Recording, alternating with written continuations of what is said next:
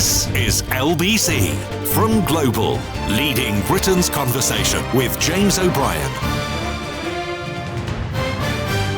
A very good morning indeed to you. It's 4 minutes after 10 and you're listening to James O'Brien on LBC. The Tory Manifesto announcement comes today. The Liberal Democrats came yesterday. We'll certainly be catching up with what is in it later with Natasha. We may dedicate the next hour of the programme to one of the things that came out in yesterday's Liberal Democrat promises, pledges, proposals, policies, whatever you want to call them.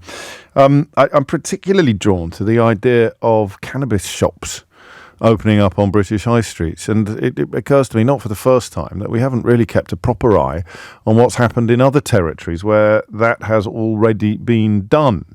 But we begin by looking at other territories. Do you know, one of the most gratifying moments I've had in this studio was in the aftermath of the 2016 referendum, when I thought, somewhat perhaps ambitiously, I genuinely wondered whether we could do a show, and I'm used, as you know, you're used to it as well, to having a switchboard that groans under the weight of people hoping to contribute to the programme.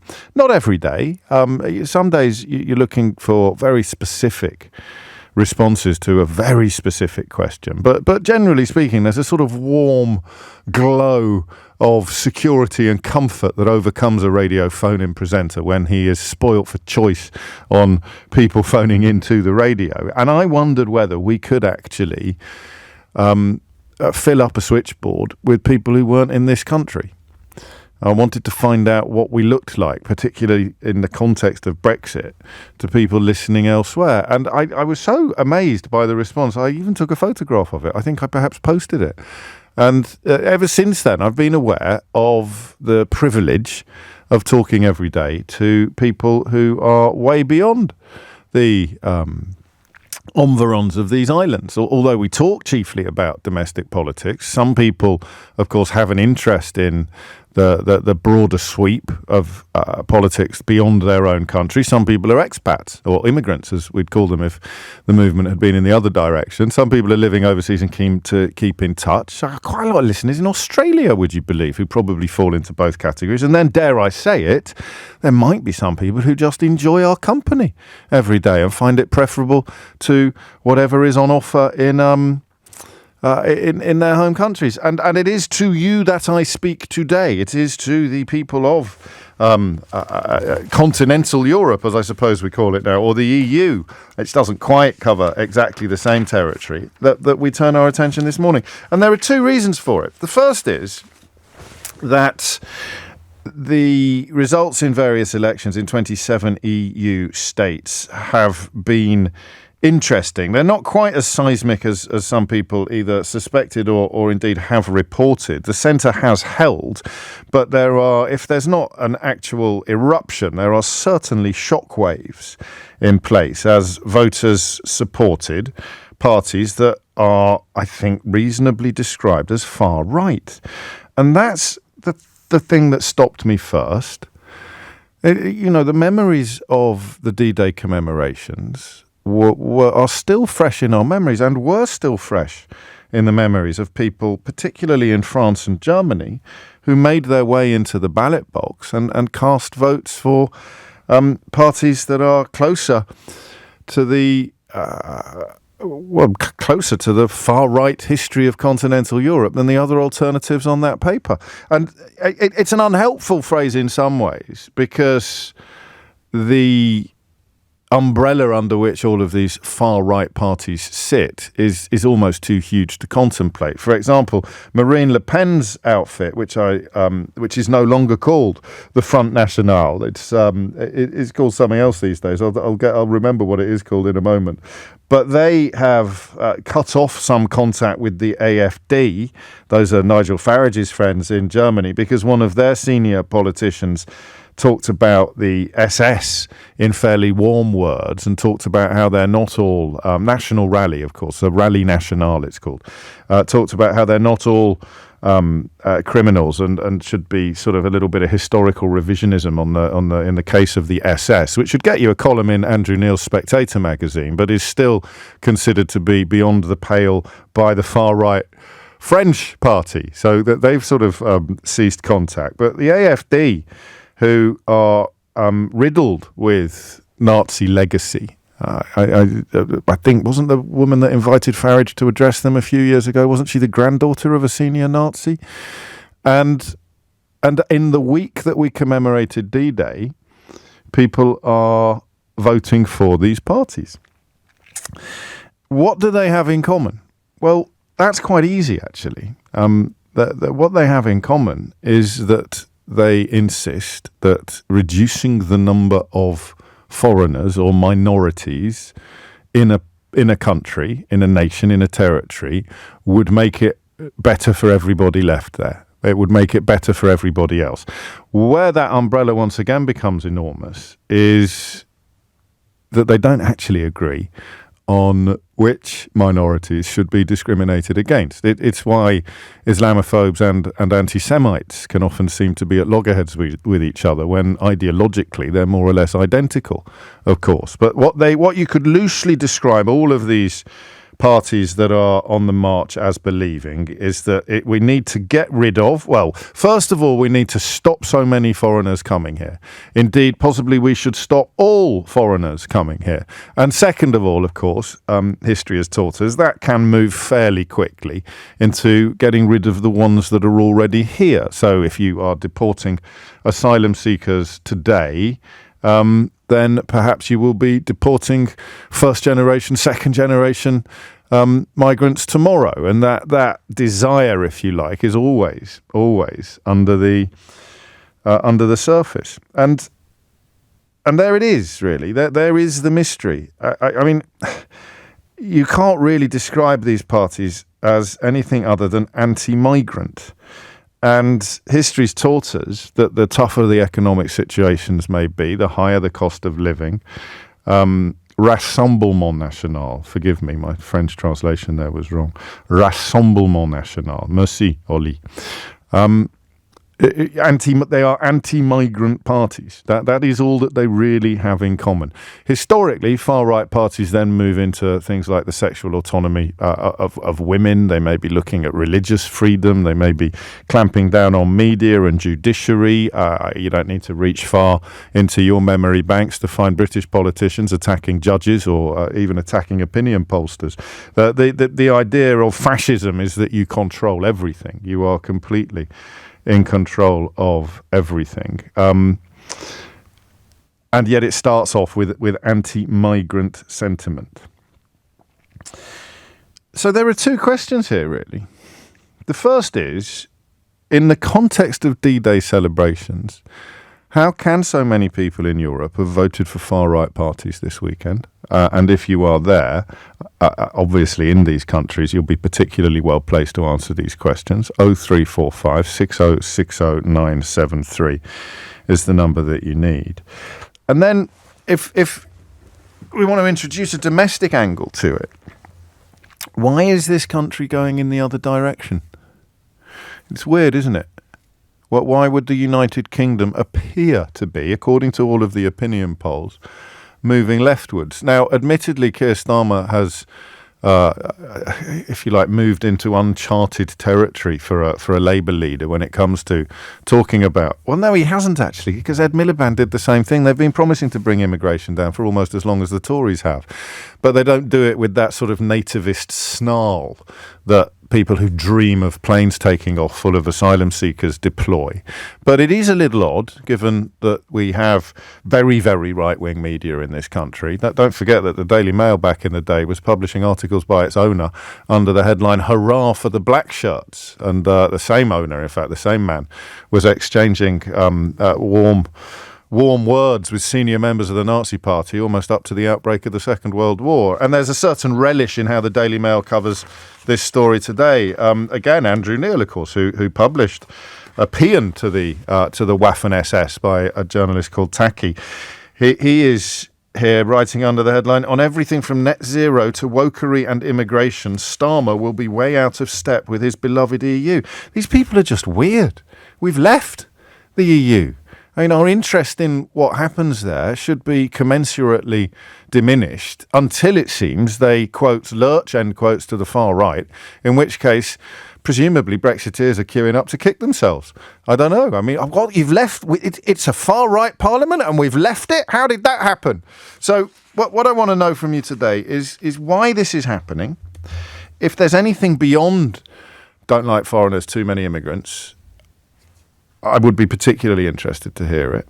If there isn't anything beyond that, why is it landing now so well? Why is it nudging needles, swinging pendula so effectively now? And why do you think it's not happening here?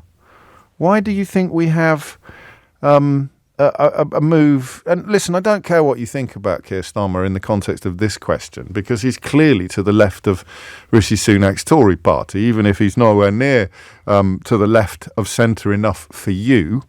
You cannot argue with the simple observation that he's to the left of Rishi Sunak. And that seems to me to be quite surprising. I would have thought, given the attention that we've paid to people who are far right, or certainly very comfortable hanging out with the far right, I would have thought we might have been more vulnerable. Certainly looking at our media, we might have been more vulnerable, more susceptible to these nativist snarls than some of our European counterparts. I need to, before I throw open the phone lines, I need to stress one thing. I'm pretty good at British politics. I'm pretty good at, I presumably occasionally even take you by surprise with some nugget of knowledge that you weren't aware of. I am embarrassingly poor at European politics. I played catch up for years, but I don't know stuff that you, sitting in Denmark or Germany or Austria or France, you might think is bleeding obvious. But this, remember, is a primer for British listeners who are confused, particularly, I think, in the shadow of the D-Day commemorations, although you might not like that juxtaposition. For me, it's very pertinent and very powerful. Looking at these votes in the immediate aftermath of the D-Day commemorations, to me, makes them doubly chilling, even though the numbers aren't as shocking as some people predicted and as some right-wing outlets in this country are sort of reporting a sense of relish that isn't really justified by the numbers. The direction of traffic should concern us, because these are the forces that we fought against in the Second World War. These are the forces of othering minorities, of hierarchies of humanity. The circumstances of your birth or the accident of geography somehow renders you superior or inferior to another person. These are the forces that we, and I use the word loosely, that we fought against. And two things seem to be happening. They seem to be on the rise, and some corners of our media seem to be relishing it. So what is going on? 0345 6060 973. James O'Brien on LBC. It is 18 minutes after 10. The far right is on the march, or the hard right, whatever euphemism you prefer, is on the march across continental Europe. And many people in this country wonder why. Because we have nativist snarls about immigration just as loud as they are anywhere else, but we don't seem to be part of this process at the moment. Fill your boots on this one, because you almost certainly know more about this than I do if you are minded to ring in. And just to clarify, there's don't waste 10pence texting me to tell me that it's because of immigration. I mean, literally the only thing that any of these parties have in common is a hatred of immigration, a hatred of foreigners, a xenophobia, a jingoism, a nativist snarl, call it what you will. And that bit there introduces the question of why we seem to be moving in the other direction. Andy's in Leipzig. Andy, what would you like to say? Yeah, hi. So I'll try not to repeat myself as I speak to your researcher. No, you can do. Yeah, no one heard that except the researcher. But your phone line's gone a bit funny, Andy. If you could just try and sort that out, I'd be grateful. I've turned the speaker off. Is that any better? Yes, right. Let's crack on. Great, yeah, okay. I live in Leipzig, which is in Saxony in eastern Germany. The AfD won, and they actually won in eastern Germany for the European parliamentary election. So overall in Germany, they were second, but in eastern Germany, in all 5 eastern German states, they came first. Did particularly well among young people as well, which again, perhaps naively, I find particularly shocking. Yeah, the interesting thing is, I'm from the UK, obviously, and I'm living over here as an expat immigrant. Now, I listened to Radio 4 this morning where the presenter, I can't remember her name, had an opportunity to talk to the vice chair of the AfD in Berlin. And what did she do? First thing, typical BBC, straight on. Okay, mate. With respect, I can listen to Radio 4 because I live in London. You're in Leipzig, and I'm looking for perspectives from Germany, not critiques of the BBC. You can listen to BBC Radio 4 abroad as well. I know, but I'm trying to... Crikey, what do you want it in words of one syllable? I'm trying to hear perspectives that I can't get in London. So you're in Germany watching the German election, and you can tell me things about it that I can't really get from following British media. Okay. And so telling me what you heard on British media this morning is a bit unhelpful. Let me mention 3 things then, shall I? First of all, the AfD is not exactly a hard right-only organisation, but it's getting attacked by the establishment in the same way that the Brexit movement was. When the liberal media elite couldn't stand Brexit and the idea of leaving the European Union, they started to call Brexit extreme and anti-migrant and all that. So Well, it was, wasn't it? You saw Nigel's breaking point poster. I mean, even Dominic Cummings has confessed that without the sort of nativist anti-immigration... What are the big policies that they stand on that are not anti-immigrant and anti-immigration? What, the AfD? Yeah. Okay, well, let's say 2 things. First of all, if you notice, they won in Eastern Germany. No, I'm just asking, apart from being anti-immigrant, what are the big tickets? The AfD started as an anti-Euro party, not an anti-immigrant party. It was against It was against Germany bailing out the Greeks in the Euro crisis. Yeah, but that's not what people... That went very well, and that's not what people voted for yesterday. So apart from being anti-immigrant, what are the big sort of policy platforms that the AfD has? Well, when you say apart from being anti-immigrant, that covers quite a few areas, doesn't it? Because it covers... Yeah, I'm just the anti-migrant party. Okay, well... Apart from being... I'm reading that in the Daily Mail. If you don't know, there's no shame in it. I don't know either. But apart from being anti-migrant, what are their policies? What are the big policy platforms? They're generally anti-federal European Union. That's one of their things too. But they're not. They don't want to leave the European Union, do they? There's discussion about it, but they changed their mind after Brexit. So again, I don't want to sound like I'm hectoring you, but again, if you don't know the answer to this, that's absolutely fine because I don't either. Answer, but you go on seem then. to not want to spend more than 2 seconds listening to the apart answer. from being anti-migrant, what do they stand for? I just told you they're anti-EU, they're anti-federal. But they're not anti-EU, because after Brexit, they decided they wanted to stay in. They're in favour of ending the war in Russia and Ukraine. They don't. Okay, there we go. So they want to end the war in Ukraine. Yeah. And again, in the week after D-Day commemorations, that seems, to me at least, a little odd. Do you understand why they want to do that? I do understand it, because I also don't believe that pouring weapons into a war is generally the way to end it. I think the best thing to do is get sort of negotiated agreement. At the end of the day, that's the only way to end the war, isn't it?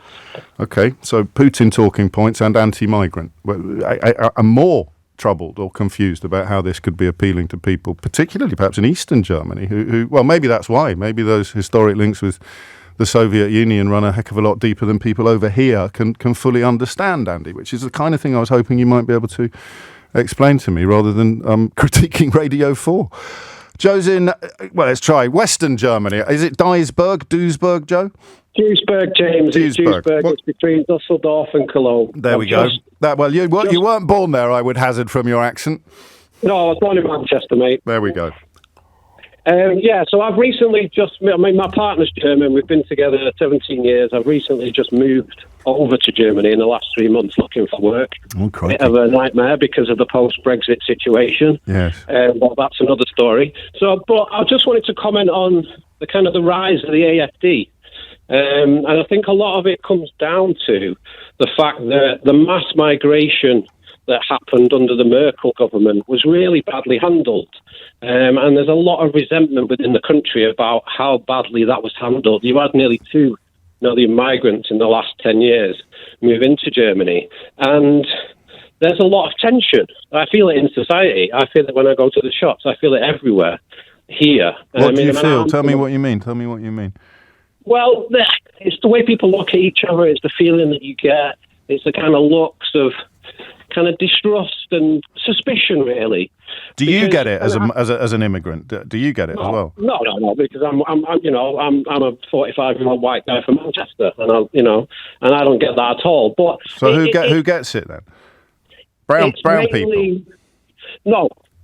And there's a distinction to be made here, James. There's a massive Turkish diaspora within Germany. Yeah. And they came over in the 70s. They were invited over to rebuild the country post-reunification. And the Turks that have settled here and have integrated, and that's the important word here, integration. Right. And this is what those Turks have integrated well. They've set up businesses, and the recent migrants, a lot of Germans feel they haven't integrated well. Germany is a very conservative society. You walk into the doctor and everyone says good day. It's basically, I call it like England was about 50 years ago. And they don't like the fact that people don't speak German, they're not employed, they feel that people are coming over to take advantage of the benefit system. So if these are all very familiar tropes, aren't they, to anyone who's been following British politics. So what does the AfD promise to do to these people then that have already been welcomed in? I mean, one thinks of Merkel's offer to the million Syrians, which was stunning at the time for 2 reasons. Number one, it flew in the face of most political attitudes in Europe, and number two, as you've described, it did seem perhaps to be storing up all sorts of tensions and problems for the future. But what is the AfD promising to do with the people who are already there legally? Crucially, legally. Well, the people that are already here legally, like you, like me. I mean, I think I'm not here legally yet, James. But I'll keep that under your hat. The people might start looking at you suspiciously. No, but I mean, it's difficult because there's what they say in public and then what happens, what they really believe in private, and they're very careful not to say, well, we're going to kick everybody out. We don't want immigrants, so we don't want to kick everybody out. I was actually looking at before the elections. I was looking on their website last week, and it's not actually clear. There's a bit of contradiction in what they say. They say, we don't particularly want to. We're not going to kick people out who are already here, but we want to stop illegal immigration. And their big thing is, and this is what they're playing on, is this tension in society where they see immigrants coming in. There was a knife attack by immigrants just in the train station a couple of weeks ago near where I live. And people are angry because they see that the immigrants that come in and commit crime are not properly dealt with. That's an incredible generalisation. Can you speak German? Ambition, yeah. Genuinely, could you do a job interview in German? Well, funnily enough, I've actually got a job interview in about 4 hours, but it won't be in German. It'll be in English. It will it? Okay. Yeah. I don't speak. I speak German I don't want this to sound aggressive, but the way you talk about immigrants completely ignores the fact that you are one. Well, so why are you not part? I mean, so what is it? You mean Middle Eastern immigrants or brown-skinned immigrants or Muslim immigrants? They're the ones. Yeah. One person commits a crime and 2 million people get the blame for it, but you don't. Well, this is this is the issue. This is the problem, James, and that's the problem. And I always say to people, you get idiots in every race, in every walk of life. Yes. You shouldn't judge people based on the colour of their skin. You should judge people based on what they do, and the colour of their skin has got nothing to do with it. Okay? No, and I mean, the other thing, just for clarification, quite a lot of people listening in Germany are pointing out that the discrimination that Turkish Germans faced and that the unpleasantness that they faced would have been, even going back 30 years, 40 years, would have been very similar to what you're describing now for Middle Eastern. So integration never really happens overnight. Richard, for example, writes, I'm in Germany. My German wife is shouting at the radio. They stand for nothing else. They are only anti-immigration. And I don't know why this has a sort of controversial air. I don't know why, that there's a sense of pointing it out upsets people, because surely it's the only thing that we can all actually agree on, is that far right means anti-migrant. Even when they can't agree with each other about which migrants they're anti, it just means anti-migrant. And there might be some rational cases for saying we need fewer people coming here from there, or we need fewer people coming here in general. But vague anti-migrant rhetoric, blaming minorities, blaming foreigners for the problems that your country faces, historically never goes well for anybody, especially for the migrants. But there's no sort of, there shouldn't really be a tension here, because this is the one thing everybody agrees on. I guess if you're signing up for these sort of parties and someone points out that all they stand for is a vague anti-migrant ideology or outlook, maybe you don't like looking in that mirror. Maybe that, not Joe at all. And good luck with the job interview, Joe. I wish I knew the German for good luck. If you don't like looking in that mirror, so what does the AfD stand for apart from anti-migrant, anti-foreigner? Whether they live here, whether they're coming here, whether they're theoretically coming here at some point in the future. And you can't say what else they stand for or what else they build their support on, then that's a mirror that you might not like looking in. But that's not my fault, is it? That's the reflection that people see. 10:31 is the time. Thomas Watts is here now with your headlines. James O'Brien on LBC. 10:34 is the time. A few of you a tiny bit unhappy with me for using languages like shockwave and on the march. The results, you're quite right, are not necessarily on the kind of level that you would expect if those words were to be deployed. The grouping of far-right parties actually lost a seat, I think, and the centre, as Pippa points out in a tweet that has the graph, which I've seen a few times, with the grouping that would see all of these parties sit together, even though they don't agree with each other about everything, is still a relative minority. I think Ursula von der Leyen's status as leader of the European Parliament is safe until about 2029 now, after these results. President of the European Commission is the proper title. But when you see the D-Day commemorations last week, and then you see young people, particularly in France and Germany, voting for and cheering for far-right parties whose real existence is built almost entirely, as I think we've demonstrated, partly intentionally, partly unintentionally, almost entirely on a promise to do something about foreigners, to do something about immigrants. It suggests that the lessons of the D-Day commemoration are not being heeded, doesn't it? 10:35 is the time, and the only person who will really be celebrating these kind of movements across continental Europe, our first caller alluded to, would be Vladimir Putin. It's pretty obvious, and I wonder whether, I don't know, I wonder whether that, if you like, fermentation of instability, which we saw first in USA and UK, is now reaching into continental Europe. Elaine is in Nice. This beautiful switchboard, this. Berlin, Annecy, Amsterdam, Nice, Bavaria, Barcelona, Leiden in the Netherlands, and Maidstone. Elaine, what would you like to say? Hi, James. Hello. Big fan. Thank you. Really happy to speak with you. Likewise. And I was just giving my perspective on this living here. And my tuppence worth is that Macron's doing a bit of a David Cameron.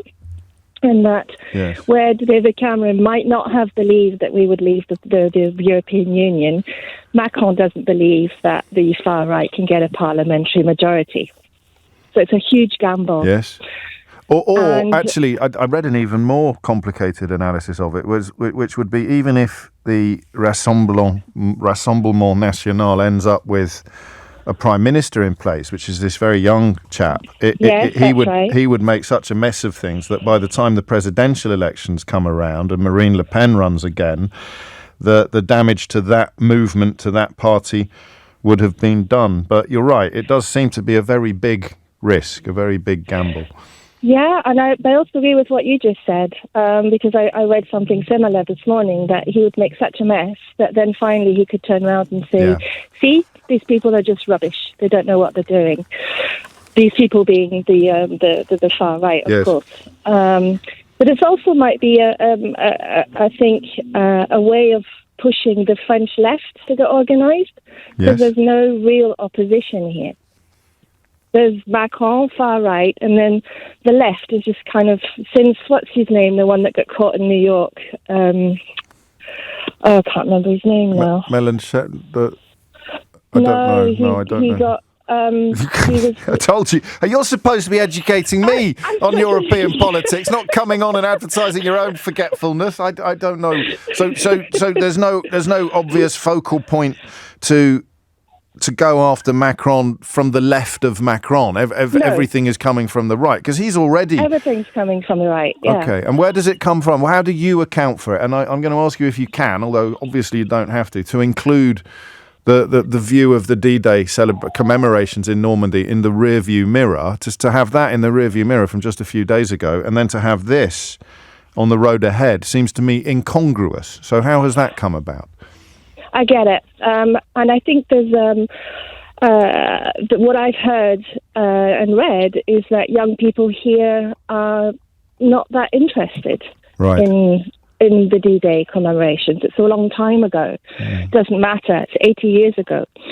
And also, I have a friend who has a son in his 20s. And he's so into this Rally National. Oh, really? And it's social media. What are they offering him? What are they offering him? Do we know? Well, what I say is not my words, right? No. But he believes that we should get rid of the Arabs.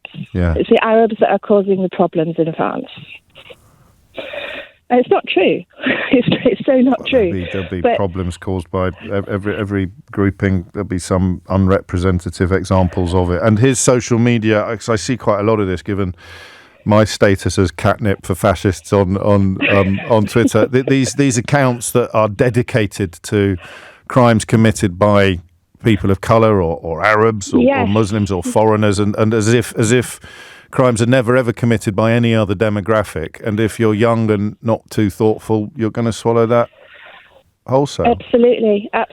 And particularly here in this region in France, the party gets a huge amount of votes because it's very traditionalist. Always has done. Well, Brigitte Bardot lived up in the hills just around there and ended up flirting with this political movement. Why is that? Why is the South? I was stunned by the number of posters last time I was in Nice, by the number of posters for Le Pen's outfit. Why does that have a particular affinity with far-right politics? Yeah, I think they've never really managed to integrate. So if you look at Nice, a beautiful town, and on the outskirts of the city, where people with, who don't have so much money live and tend to be higher. The poor suburbs, same in Paris. The poor, same as Paris. And the two don't mix. It's more ghettoised. It's more ghettoised, and this view here, they're taking over the world, and it's. Do you know? Listening to this, out of the words of people, mouths of people that I know, and I'm like, how can you believe that? We need to get rid of the Arabs. It's a chilling phrase, isn't it? You can swap out Arabs for various other minorities throughout history, and the lessons are pretty clear. Oh, hang on, Dominique Strauss-Kahn.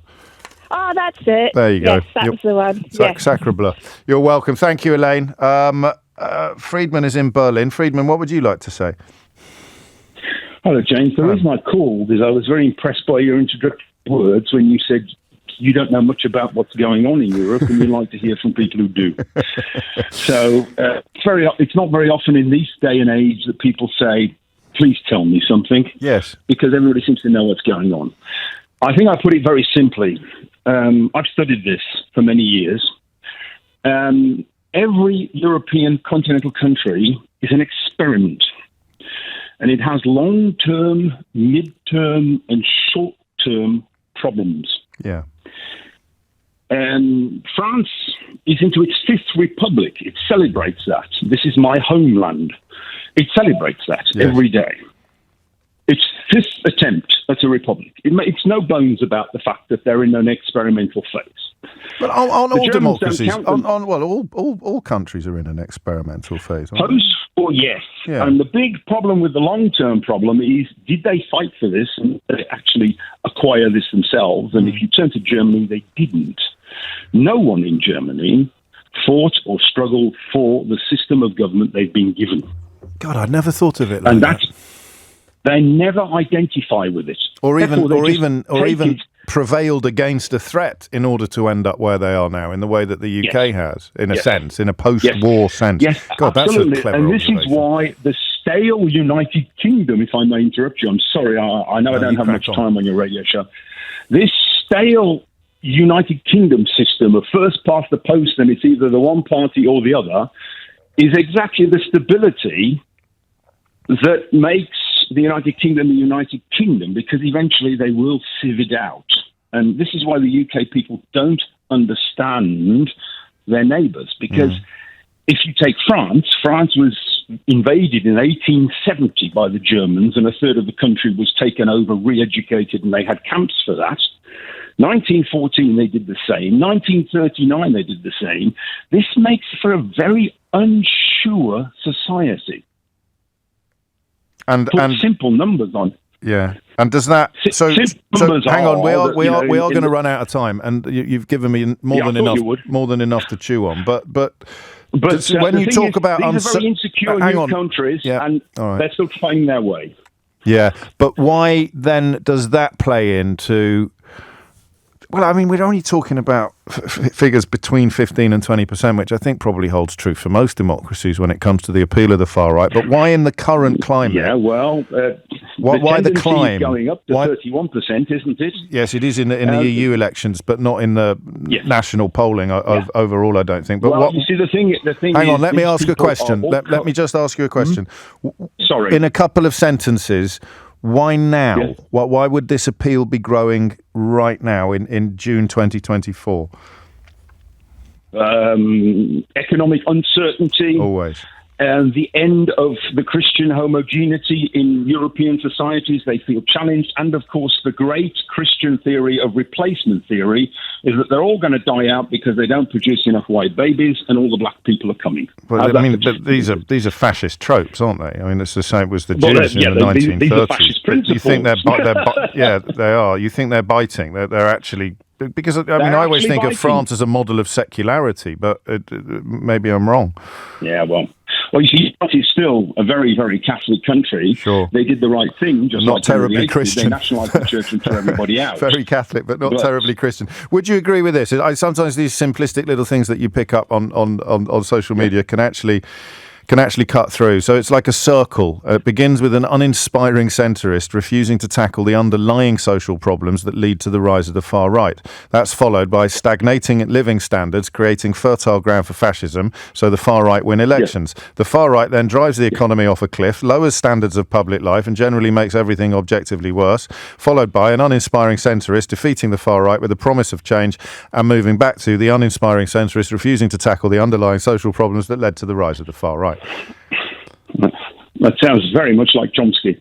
Well, I think it probably is Chomsky, but it also sounds pretty compelling, except that certainly on this side of the channel, we've never actually had an ostensibly and explicitly far-right party winning elections and then driving the economy off a cliff, although we've had plenty of politicians in recent years driving the economy off a cliff, lowering standards of public life and generally making everything objectively worse. I just don't think most people would have called Boris Johnson and Liz Truss or even Rishi Sunak far right. And for the record, I don't think they should. 10:46 is the time. James O'Brien on LBC.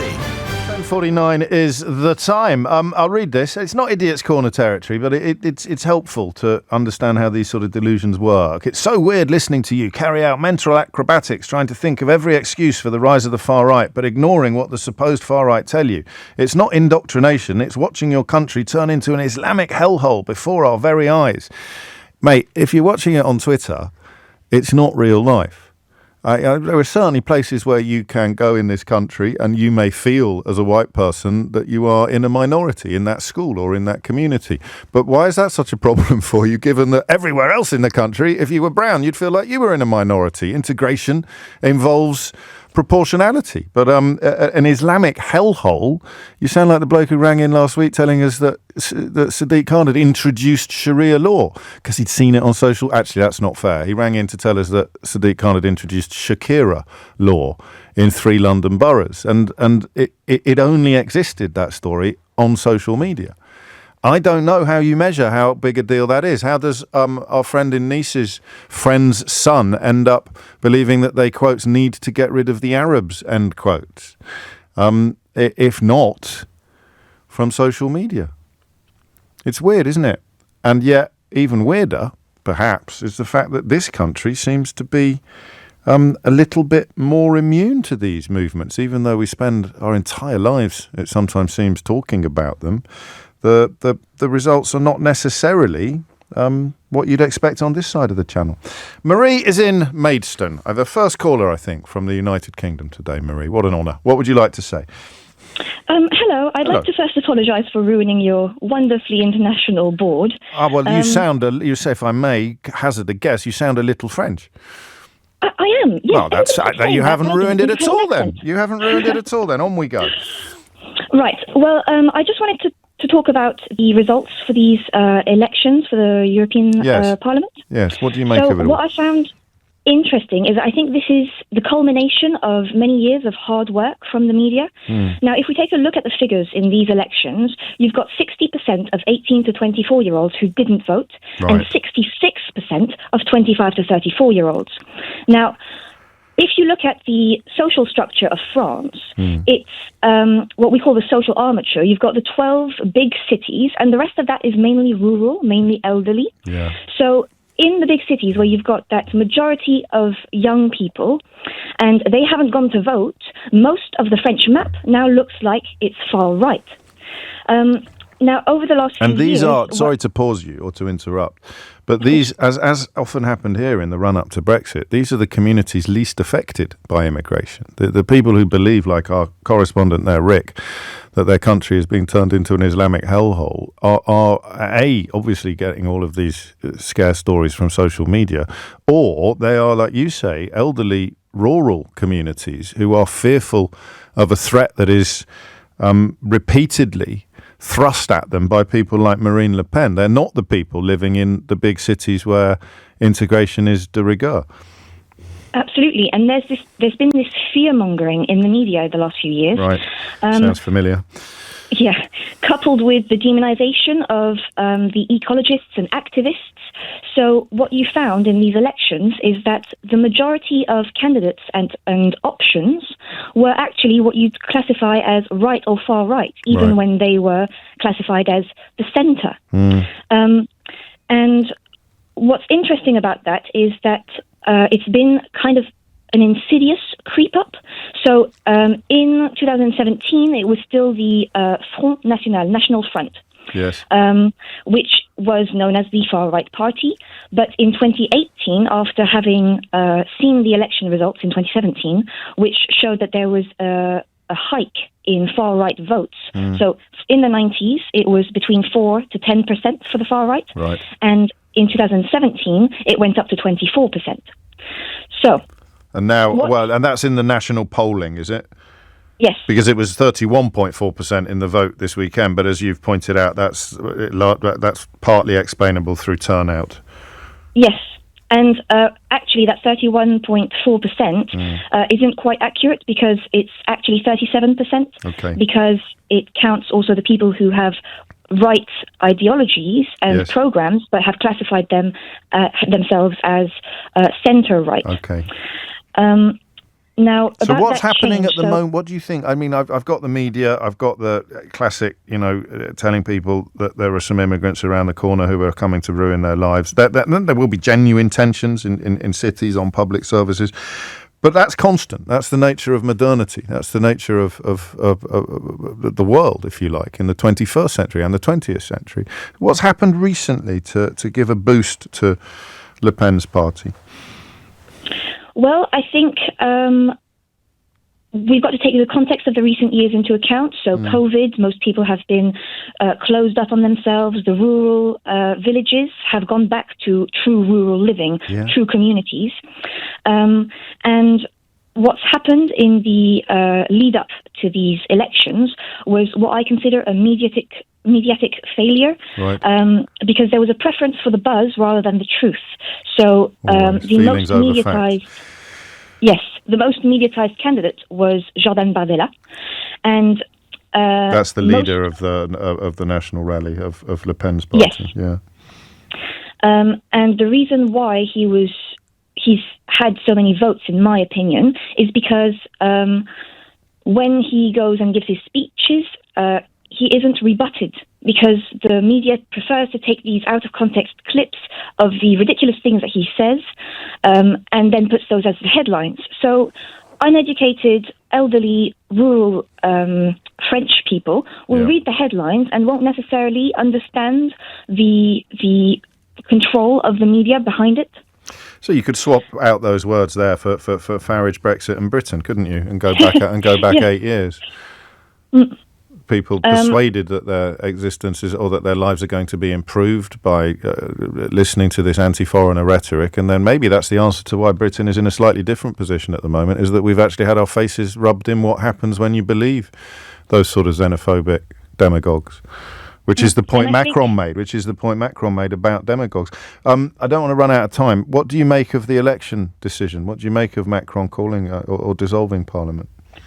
I think it's like one of the previous callers said, it's very David Cameron-esque, almost Jupiter-like. Charles de Gaulle did something similar, one of our previous French presidents, where he said, well, if you don't want me and you really don't think I'm legitimate, well, I'll leave power. I think he's playing that, well, if you don't want to play with me, I'll take my ball and I'll go home. That kind of rhetoric. Yes. So what's interesting is that he's doubling down and playing with fire with the far right, essentially banking on the turnout of the young people in this second round of elections. Yeah. But as we know from history, that's not necessarily something you can count on. No, it isn't. Although I do understand why he's done it. The alternative would be to carry on with the sort of British comparisons, which are pretty skimpy, obviously, but not entirely without merit. Then you get that war of attrition. Then you get more years of the demagogues with the sound bites and the largely sort of nativist snarls being picked up by media and reported for clicks and disproportionate representation on television and in newspapers. That's where you get it. Marie, thank you. That's really helpful. This is from Paul. Ha, ha, ha, ha, ha. Have you seen the riots in Dublin? Look at their faces. Not old or ancient. A typical journalist with his head up is beep. That's why you look so pasty. You're interesting. Your leftist Marxist days are over. Europe has woken up. James O'Brien is in a coma. Ha, ha, ha, ha, ha. You can't stand it. That's the best bit. I don't think we're disagreeing with each other. I've seen the riots in Dublin, and they are nativist riots by people who've been persuaded to hate immigrants. What you haven't really got is the proof of why they're the problem, as opposed to, for example, cost of living or social conditions or defunding of public services. Paul, there's always going to be people who are ready to blame foreigners, and as we've already established, if you're getting all your news off racist social media accounts, which also encourage you to come out onto the streets of Dublin and riot, then you can end up in the kind of intellectual mess that you found yourself in this morning. Of course I worry about the rise of fascism. That's why we started the conversation this hour by talking about the commemoration of D-Day. I mean, by suggesting that the people who worry about the rise of fascism are the problem, you kind of put yourself in the camp of somebody who embraces the rise of fascism, which means that, and obviously in Ireland this is a slightly more complicated story than it is in the United Kingdom, given their neutrality during the Second World War, but it means that you're on the side of the forces that were defeated in the 1940s, as opposed to on the side of the forces that prevailed. And it was those forces, of course, that were being properly commemorated last week. I should get paid for these sort of lessons. James O'Brien on LBC. 3 minutes after 11, another dispatch from Dublin, this one from Darren. James, they aren't natives in Dublin upset by immigration as a deeply philosophical issue. They are knackers and thieves who've never done a day's work in their life, worried that the immigrants are taking their dole. On we go. I like this conversation, partly because it has demonstrated the astonishing reach that this programme has now into continental Europe in particular. It's no use to me. That's why I said I should get paid extra for helping out our friend with understanding history. I should get, because this doesn't reflect on my radars. If you're listening in Leipzig or Berlin or Nice or anywhere else, it doesn't reflect. It doesn't reflect on my radar. So it doesn't influence. I know you're very, very worried about this. So it doesn't impact on all my bonuses. She's terrible. But these are the crosses I bear on your behalf. I think we'll do a little more on this. Up next, I'm tempted to return to AI. We said, didn't we, that we would come to it intermittently as the technology advanced. Apple getting in on the act now. A nice fellow who rang in from Berlin complimenting me on having the confidence to say I don't really understand an issue. I sense he doesn't listen that often. I quite often confess that I don't really understand an issue, and rarely more than on matters technological. But as Apple is bringing ChatGPT to Siri, I understand that. I know exactly what that means. Apple is bringing ChatGPT to Siri, and they'll call it Apple Intelligence. And I still don't know what I'm supposed to be worried about. I still don't know that I am supposed to be scared of. I think that word I used there, possibly from that Dublin texter, may have been a derogatory term for travellers, if it's not one I've ever come across before. So I apologise for that, if indeed it is. 5 after 11 is the time. Morris is in Fulham. Morris, what would you like to say? Hi there, morning, James. Thanks for the show and thanks for what you do. I must say that you gave me sanity during the before the Brexit and during and after the Brexit vote as a black French citizen that's moved to London in the early 2000s. So thank you so much for what you've done. Well, thank you. That's a lovely thing to say. It gave me slight hope, if you know what I mean. Thank you. Straight to the question. I'm going to try and answer as many questions that you've asked. So, firstly, I think Macron normalized. So you were asking about why young French people have turned to these parties. I think Macron normalized them, and I'll tell you the reason why. When Macron won the presidency in France, because in France compared to the UK, the parliamentary system in the UK, the party with the largest MP selects who leads as a prime minister. Whilst in France, the party with the largest party do not get to select the president, if that makes sense. Yes. The president then appoints the prime minister, you see. So when Macron's party, La France en Marche, didn't get the majority of seats in the parliament, he needed to form coalitions, most especially for his immigration bill.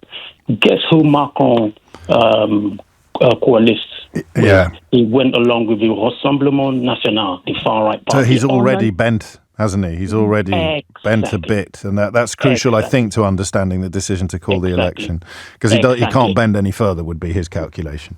That's exactly it. So to the young French citizen in the banlieues, they look at that and say, oh, they're normal politicians then. These racists are normal politicians. Oh, gosh, yes. Do you see what I mean? Yes. If the president's willing to talk to them in... They cease to be fringe extremists. They cease to be fringe extremists, even if they haven't changed at all. Exactly. I say this as a young black French citizen who's got black French friends still in France, who now tell me that they might vote far right because, mum and dad were wrong about them. Mum and dad got punched in the streets in the 70s.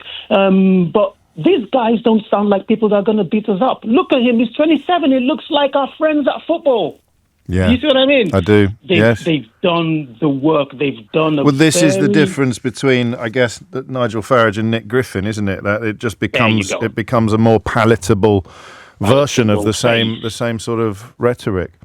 Exactly. So they sort of normalized it, and they've also played very carefully on the politics of grievance. So, quick example. Remember I spoke about young black French citizens friends of mine who live in France. Yes. They target these young people on TikTok and say, we know that you're black, we know that you're unemployed, we know that you're more likely to be kicked by police, but you're still French. You should get rid of the Afghan refugees because they're going to take your cleaning jobs. Oh wow. Okay. Yes. So it's politics of grievance for every group. I've got LGBTQ friends, and they've seen adverts on TikTok that talk to LGBTQ young people, telling them Muslims don't like your lifestyle. Do you see what I mean? It's really crazy. It's any port in a storm type territory, isn't it? It's what we'll say. So you turn everybody against everybody and claim that you're the ones to get rid of the problem. Exactly. And seeing as there's a huge cost of living crisis in France, not as bad as it is in the UK, but there is. And there's also a situation where young people are complaining that they can't get on the property ladder in France as well. Right. Things are looking harder for them. You get these people on TikTok, on Instagram, telling them that they will hurt those who have hurt them. Yeah, you see what I mean? It's a nasty, evil thing that's been done.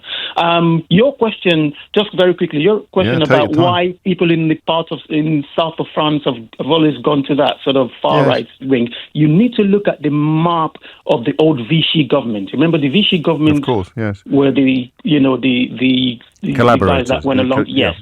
That region falls under the old Vichy government. So there's slight remnants, same way you find, because we shared border on that part of the world with Italy, if you see. And the Italians also have that slight flavor, that slight remnants of the fascist, the Hitleresque. Yes. You see what I mean? Yes, I do. So you get people in that region. There's slight remnants of this stuff. So it's a slightly lazy British outlook that everybody in continental Europe was absolutely delighted when they were liberated from the Nazis by the USA and UK. It's a slightly naive reading of continental history, continental You've got politics. to remember, in France, we had a concentration camp for Jews. Yes. There are people in France that actually celebrate this quietly. Yes. Growing up in France, James, born as a Roman Catholic, a code word to remind me that I was black was to say that I was Muslim. They said, oh no, Maurice, c'est un musulman. C'est un Muslim, c'est pas un Christian. Guys, I'm Roman Catholic. Baptism, everything, baptized, everything. My name's Maurice, for Christ's sakes, Saint Maurice, but do you see what I mean? So I do. I admire your sang-froid.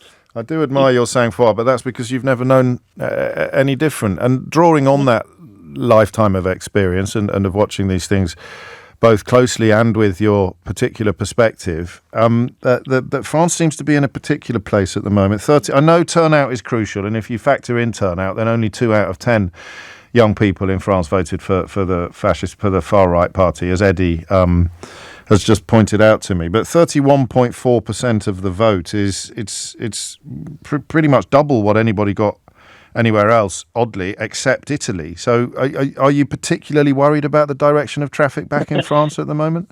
Oh, God, there's a certain word I'd like to use I can't use at this time of the day. I'll just say, James, it scares me. It scares me because remember how I feel. I moved to the UK and then Brexit happened. And now this is happening in France. You asked the question, why hasn't the UK gone this route? It's because we've tasted it here. We know what it is like. We've had Brexit, right? So we know how the economy is tanked. So people, we know what it tastes like going that far. In fact, the French far right say things like, oh, well, the Anglophonie have tried it. And, they've taken the brave step. Let's be brave like the Americans when they voted Trump. And, obviously in the UK went. So they say things like that. They say things like... Why then do you think, drawing on your sort of experience of both countries, why do you think we are apparently at odds with these movements on this side of the channel? Why the UK is not as susceptible to some of these tides as perhaps France is? Because we could be. Main reason, first of all, is because there's a huge sway you're feeling in the UK that the UK actively fought against fascism. Yes. The UK actually rallied the Americans and the Canadians to come in and fight. James, I studied this stuff as a friend, so I looked at the UK with a bird's eye view and, wow, this is amazing type thing, Yes. So the UK actively fought these systems. The UK went invaded by the Germans. They only tried to bomb, during the Blitz. The UK actively mobilized people. Well, we just celebrated it last week, right? So the UK actively mobilized. So the UK, there's a certain sentiment in the UK that, no, this isn't our lot. The UK marched against the black shirts. Yeah, although the Daily Mail supported them, but maybe we spent too much time looking at these extremities and not giving the great British public credit for actually having some rejection of these kind of ideas in their DNA. They're historical. James, DNA. let me give you a quick flavour. Whilst the UK marched against black shirts, French parliamentarians were being anti-Semitic to a French Prime Minister, Leon Blum, called him all sorts of names in the Parliament floor, just to give you a flavour of where I'm coming from. Yes. So we had collaborationists in France, and in the UK, don't get me wrong, we had the resistance as well, fierce resistance. But the nation was conquered. The UK was unbowed. Who knows what would have happened here. But it didn't, and it's important to remember that. Maurice, an awful lot of love coming in for your contributions, for which I am very, very grateful, and with which I completely concur. And indeed, as Maurice was speaking about some of the differences between the UK and continental Europe, this headline appeared in front of me. Nigel Farage pulls out of BBC interview at last minute amid Hitler row. I mean, you couldn't make it up, could you? You couldn't make it up. It is 11:15. James O'Brien on LBC. 11:17 is the time. I know Nick's already made this joke several times this morning if you were listening to the breakfast show, but Mel Stride deserves some sort of award, doesn't he? Is he the only member of the government that's giving interviews at the moment? I know a couple of others had tried. I don't know if you want to hear that interview again that the chairman of the Conservative Party gave to John Craig as part of the pulled clip. When this actually happened yesterday. Eleanor doesn't know this because she was off yesterday. So the chairman of... I'm just going to tell the producer something. All right, everyone else talk among yourselves. So the chairman of the Conservative Party had an absolute nightmare with John Craig, who was asking him about specific details of his own political electoral situation. And he just kept saying Emily Thornberry. He kept, and so John sort of called time on the interview, and the advisor got involved and said, "You can't do this. You've agreed this, and you've agreed that, and all the others." And I was going to do a joke, right, about how this advisor must have been seconded from Susan Hall's mayoral campaign. So I did the joke upstairs in the office, and the lads all said, "No, he really is. He really was seconded from Susan Hall's mayoral campaign." So I couldn't do the joke. It was one of those examples of the truth being stranger than fiction.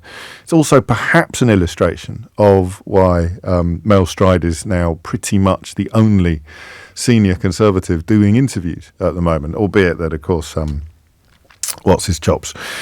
Rishi Sunak did one with Nick Robinson last night, and tonight Nigel Farage was supposed to be doing one, but he won't be. The headline that The Independent runs with is Nigel Farage pulls out of BBC interview at last minute amid Hitler row. And this involves the story that I told you about yesterday. I may refresh your memory of it shortly, but Annabelle is in Lüneburg in Germany and keen to talk to me about these election results. Annabelle, what would you like to say? Hi, Hello. James. Yes, I'm in Lüneburg today, but I'm based in Berlin actually. Okay. And we're all floored by the election results, obviously. And what I'm particularly freaked out by, frightened by, is how many young people vote for the AFD in the CDU, it's like one of your earlier voters was talking about how there's such a high lack of participation in voting in France among young people. And in Germany, it's just they're all voting far right, Really? A friend of mine, not all, I'm obviously exaggerating, but of course, a frighteningly large proportion are. And a friend of mine, she works in political education. Like she goes into schools and does workshops in schools about the European Union, right? And she was doing one the week before, like last week, and she was saying how floored she was by how basically she got them to do like when you answer questions and the quiz tells you who to vote for in the end, right? Yes. It's like one of those, and like they were the pupils who were 16 voting for the first time in Germany, boasting about how high their percentage was for the AFD, like their affinity to far-right parties. It was cool to be voting for them. Where's this come from, do you think? Well, what is the kind of rationale for it? And I guess the younger you are, I would have thought, particularly if you're still at school, the harder it would be to persuade you that it's all because of foreigners, that you're not getting the slice of the pie that you think you deserve. So where do you think this... And also bear in mind, this school was in Friedrichshain, which is one of the most diverse areas of Berlin. Like, it's not in the boonies in Brandenburg. Right. It's like right in the heart of Berlin where this was happening. So it's cool to be far right. I mean, an anecdote is not data, obviously. The plural of anecdote is not data, but you're obviously worried enough to think this is pertinent to the bigger picture. I mean, that it's... I mean, that it's acceptable enough. I mean, that it's cool. That it's not something that people are secretively hiding, the fact that they support the far right. It's like, it's like you're only a man if you vote far right. Good Lord. That was something. And that do we know what were the narrative. seeds? If these are the blooms, what were the seeds? Do we know? I mean, in conversations with her, she was talking about how, during the pandemic, this generation spent their youth in lockdown online and feels like they've online, a lot of it comes from TikTok, obviously. They're very strong on TikTok, the far right, but also having we gave up all of this, we gave up our youth, we've kind of we've abstained from so much, and all the Greens want us to do is just the Greens are just banning things left, right, and center. They just feel like they're getting everything taken away, and this is reclaiming that somehow. I mean, but also apparently one of the kind of slogans of the AFD, which was super popular among this group, was donors are too expensive now. What are? And so, I mean, doner, kebabs? Oh. Well, that's something I could get behind, Annabelle. Maybe, but there's an... So that is, I mean, we can laugh, but that's an absolutely brilliant example of taking a grievance and turning it into an anti-immigrant trope. So it's somehow the fault of immigration or the fault of foreigners that donors are so... there's a massive contradiction there, because the donor come from the Turkish migrant community who we invited in the 60s, right? Yes, I know. That's the reason we have doner kebab. So it doesn't make sense to complain about doner. No, but none of it makes sense. It's just evidence of how easy it is to, once you find the hook for this kind of thing, it's how easy it is to hang almost anything on it, including, it almost sounds like a figure of speech, including the price of kebabs. Good Lord. So you're worried, proper worried, briefly if you would, about what might happen next. Yeah, I mean, the next, the kind of national elections are happening next year, and there's a lot of, I think also a lot of, European election votes are always protest votes against the current government, and the current coalition of Greens and Liberals and kind of the equivalent of Labour are just seen as a failure. They fight with each other all the time. And a change is as good as the rest. I guess the more attention you pay, the more troubling it is that at 15.9%, I think, of the vote for the AFD, which is nowhere near what Le Pen's party got, but there'll be variations on things like turnout and demographic spread. But their lead candidate, Maximilian Krah, is the one who said that SS officers hadn't all been criminals and that some were just simple farmers with no choice but to join Heinrich Himmler's police force. An intervention that was so obnoxious, it saw Marine Le Pen distance herself from their traditional allies, I think, in the European Parliament. I don't know that Nigel Farage has distanced himself from the AFD, who, of course, he accepted an invitation to speak to not long ago.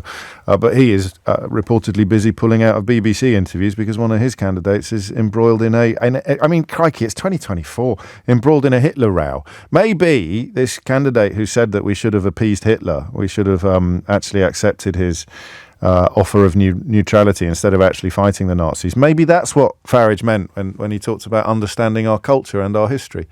He accused Rishi Sunak of not understanding our culture and our history, which all but the most twisted minds would conclude was an attack upon Rishi Sunak's ethnicity and his status as the child of immigrants. But here is a candidate in Nigel's party, Reform UK, claiming that the UK would have been better off if it had taken Hitler up on his offer of neutrality. I don't need to check. I'm sure that Farage will be claiming that it has absolutely nothing to do with that, the reason why he's pulled out of this interview, and it is all because of the price of kebabs. 25 minutes after 11, Annabelle has reminded me, when she talked about young people and furlough, that I have a special edition of Unhinged headline for you today. I think we'll do it after the news, but a special edition of Unhinged headline, by which I mean that the Unhinged headline is only, on this occasion, the beginning of the story. It is arguably the most unhinged headline that we've seen in a very, very long time. No prizes at all for guessing what newspaper it appeared in altogether now. The Daily Telegraph, James. But the afterlife of the unhinged headline is unlike anything that we've come across before. So we could be looking at an entire new species of unhinged headline after the 11:30 news. Before that, Clément is in Annecy, an absolutely beautiful part of France that I've had the pleasure of visiting many times. Clément, what would you like to say? Oh, hi, James. Hello. What an honour to speak to you. And I think I'm one of the living only Brexit benefit, because Brexit made me come back to France after 20 years in Britain. Yes. And I'm living the dream of living by the lake now. Beautiful. I know. But the one thing I wanted to say, and which worries me with the situation of the Rassemblement National in France now, is that they've sort of become and branded themselves as the law and order party. Right. And what I mean by that is they've kind of cleaned up their act, and I think it was Morris a few minutes ago was saying, they've been talking to the black communities, the North African communities, which are, well represented in France, saying, we've got nothing against you, and all we want to fight for is new immigration, make sure incivilities are coming down in the country, that you will regain sovereignty by renegotiating with the EU some of the Brexit talks that we've had in Britain. Sorry, I'm a little nervous, James. No, don't be. You're doing brilliantly. To you for years, and I think that they have cleaned up their acts so well that now people don't fear, like they would have a few years ago, don't fear to say, yes, I'm voting RN, and I'm actually proud of it, because what they stand for is France. And I think that's what Marine Le Pen finished off a speech on Sunday after the results, that vote for us because we'll re-establish the pride of France, which, in my humble opinion, I would probably never feel so ashamed having a government of RN if they get to the power. It won't re-establish any pride of being French, at least for me. It'll be a massive shame, because no matter what they're saying now and how they appear to have cleaned up their act, behind there's still that ideology that the problem is the other. The problem, and it's just a slight recalibration. It's a recalibration of other, because they have stepped back from actual Frexit, to coin a horrible word. That is no longer a policy of the party. Partly because they've watched Brexit and decided that they don't want any of that. But from what I hear, reading between the lines, particularly. We're talking. It's Middle Eastern Muslims who are the big problem now. Is it? So even North African Muslims are okay, but the Middle Eastern ones are the enemy. Or have I misunderstood you? No, that and maybe I think Morris was talking about the Afghans. So they're still trying to play the politics of envy and putting people against each other. But it's no longer like the white Frenchman versus the North African Frenchman. It's like that new immigration that's coming up. Therefore for them it's easy to rally the North African second, third, fourth generation, the African second, third, fourth generation, with the actual white Frenchmen against that new immigration. So they're coming over here, and that's how I guess that's how UKIP ended up with ethnic minority candidates as well.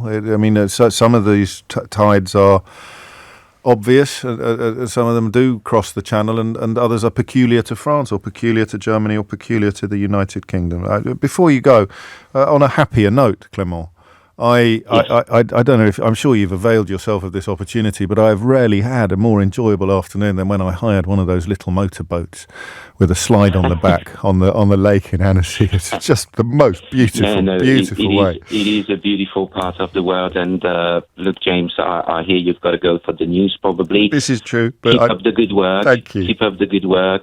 Thank you. You're very kind. Thank you. And you're right. I discovered you during the pandemic, and well, I shall endeavour to hang on to you. I shall hang on to you as hard as I can for as long as I can. But you're better at hitting the junctions than I am, because it is exactly 11:30. And Thomas Watts is here now with your headlines. James O'Brien on LBC. 11:32 is the time, and for reasons I haven't fully unravelled, the Conservative Manifesto is being launched shortly in Silverstone, home, of course, of the racetrack. But the racetrack's shut, so it's just a sort of building, really, a room in Silverstone. Natasha Clark keep a very close eye on that speech for us and bring us the choicest morsels, I think, depending slightly on timing, because we've got a guest coming into the studio at 11:45, the rather splendid Naomi Klein, whose new book, Doppelganger, is an absolute corker. You may have heard me interviewing her on Full Disclosure. It's out in paperback this week, but she is also very well placed to talk to us about everything from Donald Trump and the looming American election right through to the unfolding situation in Gaza, which gets a chapter in the new book that wasn't looked at in much detail when the hardback came out, but obviously the attention of the world has rather focused on that region since. 33 after 11 is the time.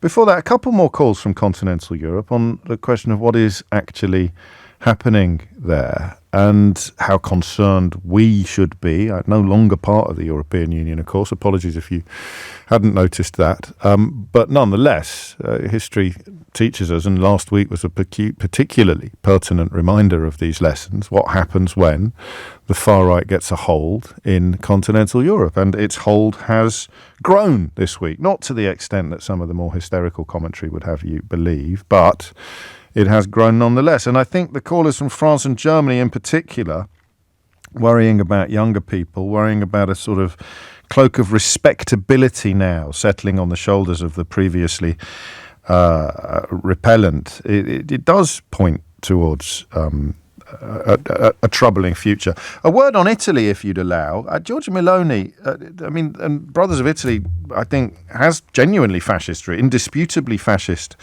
roots, but many commentators describing it now as more of a centre-right party with a very strong stance against illegal immigration, but not the nativist snarls necessarily that typify the AfD or Marine Le Pen's outfit. And again, although Eurosceptic, the party doesn't want Italy to leave the EU. We talk about Brexit benefits. One of them might be actually the survival of the EU, given that you'd have to be mad to want to leave it now, having seen what happens when you do.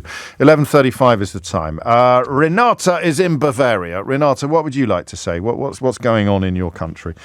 First of all, thank you very much for talking to me. And the second thing is funny because I'm just reading the Naomi Klein book. No. Very, very intense. Good Lord. Well, this is a programme made almost exclusively for you today then, Renata. It's bespoke radio. I'm really looking forward to it. I am a member of the Green Party, and I have been from the very beginning. So we started in the 80s, and we were very successful without having done anything and without saying all that much because we were cool. You know, and in a way, what another caller said to you, that for a lot of young people, the AfD is just cool now because they are the ones that are new and everybody is against them. So I think this is something that has to do with kind of fashion. The other thing I wanted to say or wanted to explain. So it shocks. I'm sorry to interrupt. I just want to clarify that. So it's shocking and a little bit rebellious for young people to say. Absolutely, because you see, the teacher generation, that is the younger generation that has been growing up with the Greens, and they might be all Greens more or less, or liberal or progressive. Okay, so that makes sense, but it's not necessarily uplifting, is it? No, it is absolutely depressing because we really lost a lot of votes. But this is another reason why I wanted to tell you about.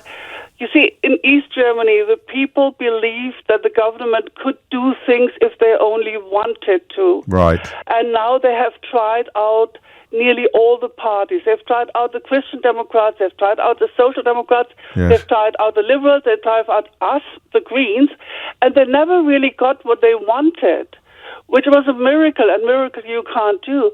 But what they have seen is whenever a party enters into government, they have to make compromises. So the real important message the party had originally, like the Greens, defending the environment and so, gets lost in the reality of the day-to-day politics. And the AfD is the only party which had not to prove itself up to now. Okay, so they have that. So that benefit of the outsider, the heckler, if you like, can throw rotten tomatoes at the stage without ever having to perform properly themselves. I don't, exactly. and perhaps more evidence of my ignorance, less just in case it's needed. How could anybody who grew up in East Germany before the wall came down end up with a view that governments can make life better? Do you understand my confusion? Yeah, I understand your question, yes. But this is because their government told them. They always had some, like a double think. Yes. They always believed what the government told them because otherwise they wouldn't have lived in quiet and wouldn't have a safe life. They might have believed personally something else. But the general attitude, the government can do. I have a cousin who lives in East Germany, and we've been friends all our life, and we compare notes all our time. Wow. And she really tells me that while they were still the GDR, they had the feeling that the history would go around them. They would never been hit by history. They would never been hit by the things other countries were hit because they were like an island, a safe island, whatever safety meant in that thing. And now that they're living as part of the Federal Republic, suddenly they have inflation. They have the war in Ukraine to care about. They have COVID. Well, this is why the Iron Curtain existed. You can actually, I suppose with the modern equivalent, we just look at what people in Russia think about the war in Ukraine. If you have complete control of the means or the sources of information in a way that's probably inconceivable to the internet generation, then you can persuade a population of absolutely anything. Like North Korea would be an even better example, and that doesn't disappear the minute the wall comes down. That's in your perhaps it's subconsciously that they really believe the government could do if they wanted, and if they can't do, it is because they do not care for us. So we have to look around for somebody who cares for us. And then up pops the demagogue claiming to care. And how do they articulate their care? By promising to be horrible to foreigners, to immigrants. I have a very simple solution for all your problems. All your problems will be gone if only we get rid of the foreigners. If only we get rid of the foreigners. And we're almost back where we began. And I don't understand why it upsets people so much, because we agree. If you support these parties, it's because you hate foreigners, or you think at least that if we could just get rid of them or stop them coming here in the ways that they're coming, then your life will get measurably better. And that's what people who find that kind of politics repellent agree with you. That is what these parties stand for. I don't know if you're just sort of this desperation to pretend that they stand for more or they stand for something different is, in a way, it's quite encouraging, because it does mean, as we've observed on a few occasions, that when you actually are compelled to look into the mirror, what these mirrors represent, these promises, that you look into it and you see yourself and you don't like what you see. You don't want to be a person who believes that if you could just get rid of foreigners, or as I suggested to you a couple of weeks ago, that the elements of the British election may see Brussels being replaced by Muslims as the basis of the empty promises that Renata rather beautifully described. Renata, thank you.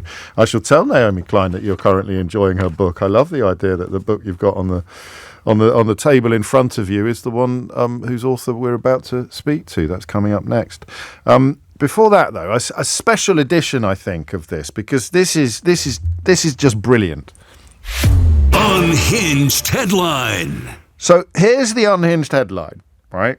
And pay attention to every word on this. This came out. It's been a while, this, but I think it's so amazing that it merits turning the clock back a little bit. This came out shortly after Rishi Sunak promised to reintroduce national service for young people.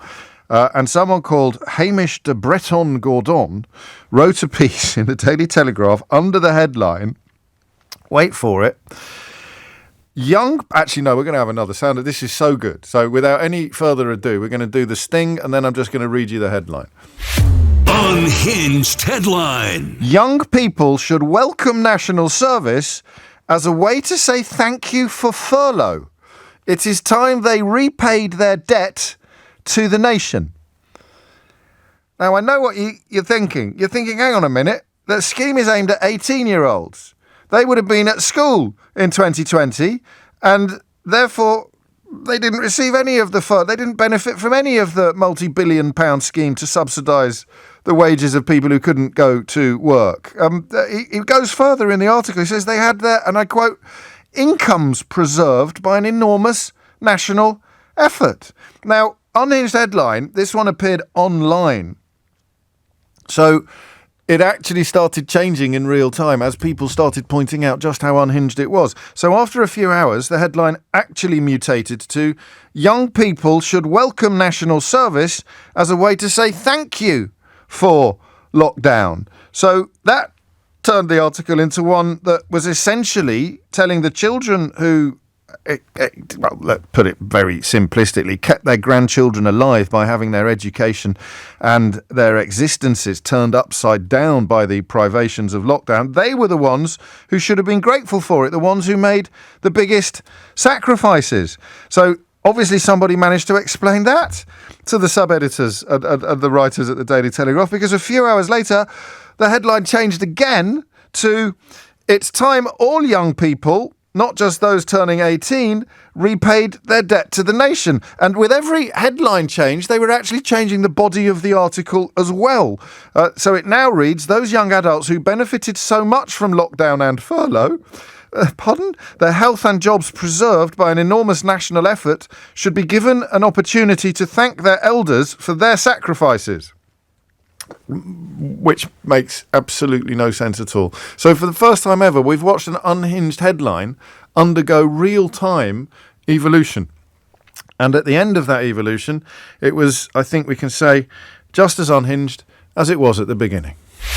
Unhinged headline. It's 11:45. You are listening to James O'Brien on LBC, where we are waiting for Rishi Sunak to begin his Manifesto launch in Silverstone, which we will bring you the most salient points from that shortly after 12 o'clock.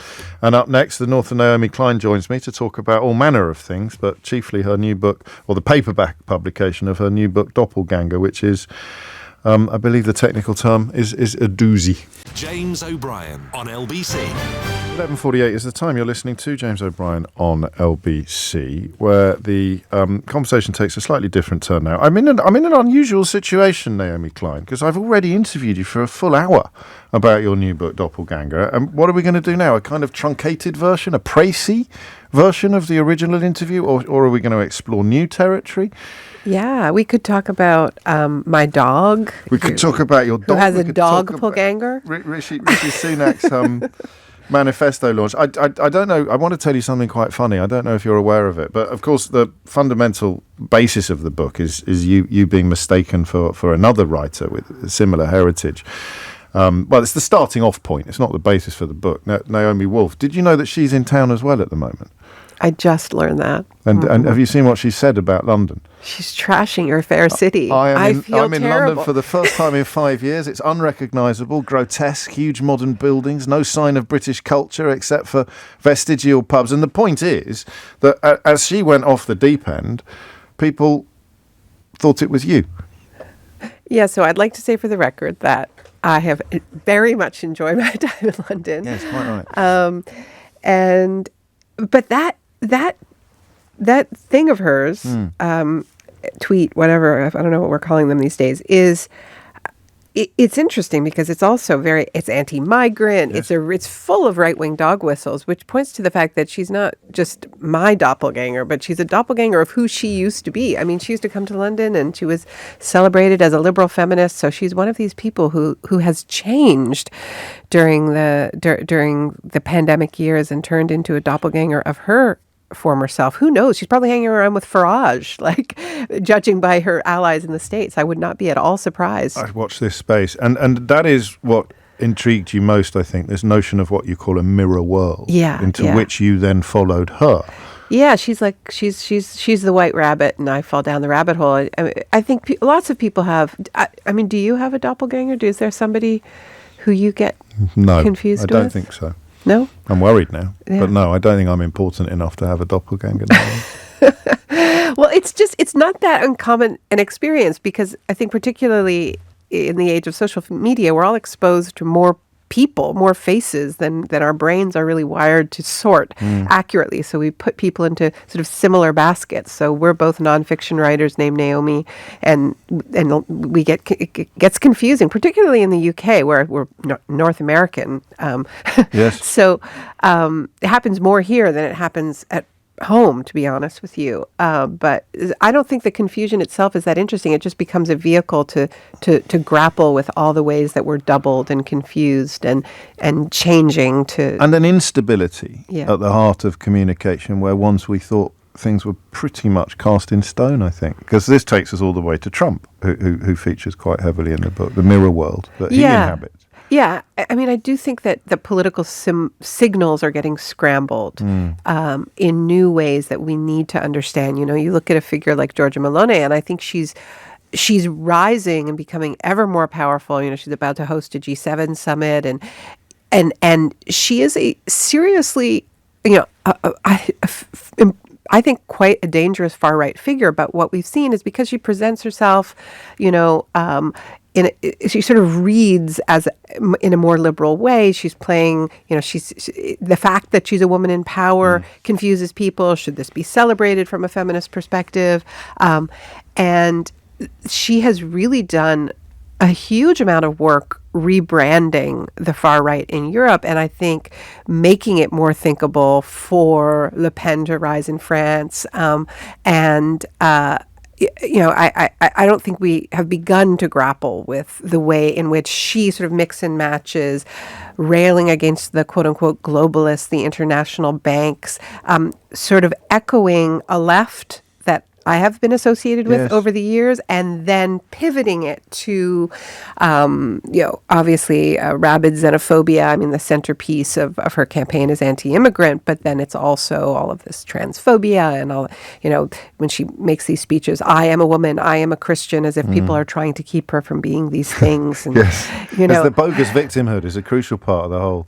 It's a crucial part, gameplay. and also the pivot, right? Yeah. That it sounds like you're taking on the big companies, the banks and the pharmaceutical companies, but you never actually do. You just tap into the anger that is actually quite righteous and that you've written about. You know, that sense of this system is rigged, it's broken, it isn't serving you, it isn't delivering, but you don't actually have a plan for dealing with any of it. You're just, you know, feeding off of that anger and pivoting to an attack on really the most vulnerable people in society. Plus ça change. Why does the royal family feature so heavily, or rather the royal family communications team feature so heavily in your book? It's not that heavy. No, I know, but why are they there at all? Well, I think you're referring to sort of the end of the book and the Queen's passing, and you know, the book is it's about doppelgangers and what doppelgangers are trying to tell us, what it means. In literature and film, when reality starts doubling and we find ourselves in this multitude of selves, it's usually trying to tell us something, that we need to look in the mirror, that we need to see ourselves more clearly. And I think what the left side of the spectrum usually sees when they look at the far right is these are the people who are unhinged. These are the people who have departed into fantasy land, and we are the serious people who are absolutely hinged, and we are the facts and the science and the reality people. And it you know, the truth is that nation states are just a series of fictions. We all believe in certain fantasies. So I was struck that when I was finishing the book, there was the public grieving about. I mean, you're really making I feel like your listeners are just going to hate me because I'm going to say that I felt that there was a bit of an overreaction to the passing of the Queen.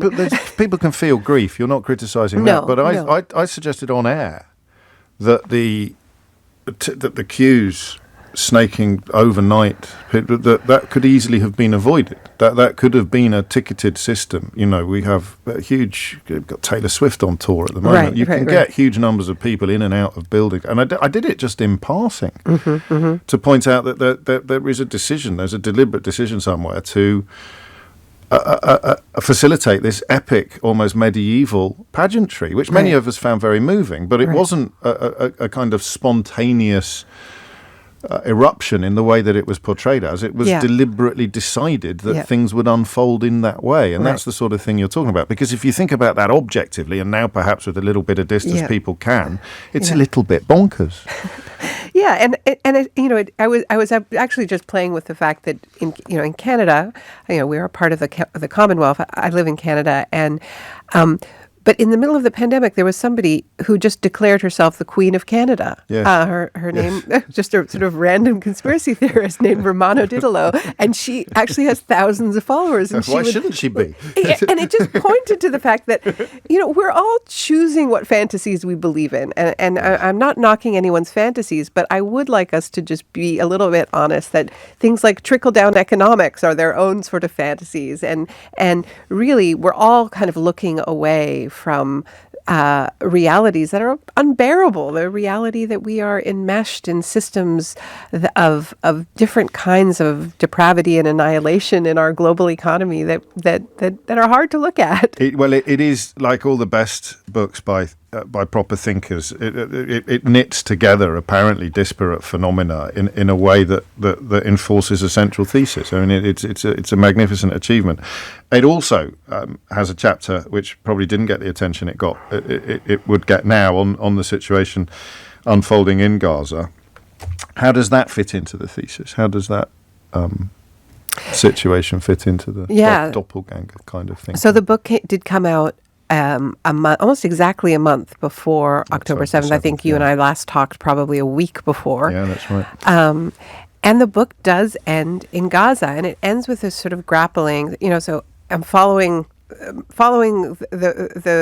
my doppelganger into her rabbit holes, and of course, once you go into conspiracy land, you inevitably find yourself confronted with one of the oldest, if not the oldest conspiracies around, which is, of course, that there's a room somewhere where Jews are pulling the strings. And this is one of the most tenacious of the conspiracy theories. It reforms and has different kinds of rebrand in the strangest places, right? Like QAnon, right? Which is sort of similar. Even people who think that they're quite sensible can be persuaded that that Jewish people can get journalists fired or that they control news agendas. I mean, I took a call once. Someone who said it's not anti-Semitic to say that the Jews control the media, James, because they do. And it was quite hard to know how to push back against that kind of. Well, I think Israel has a very well organized lobby, like many countries, yes. And so there is real pressure on journalists, and I wouldn't want to deny that. But I, as a Jewish person, have to insist that we distinguish between Jews as an identity group and an effective lobbying campaign by a nation state, Precisely. Which is actually very good. I mean, the nature of an ethno-state, and Israel is an ethno-state, it's a Jewish state, proudly describes itself that way, is that it merges individual ethnic identity with a national project. Modi does the same with Hinduism in India. And so then things necessarily get confused. And frankly, it's why I'm against any kind of ethno-state. I think every state should represent everybody who lives there with full equality. So, do you think we're going to run out of time? I know it flies by, doesn't it? I've got to go and watch the Prime Minister launch his manifesto, Naomi. Unfortunately, well, that's that little thing. But do you think that prospect of I mean, that's moved? Well, let's just talk about a two-state solution very briefly. That has moved further away over the last 6 months than ever.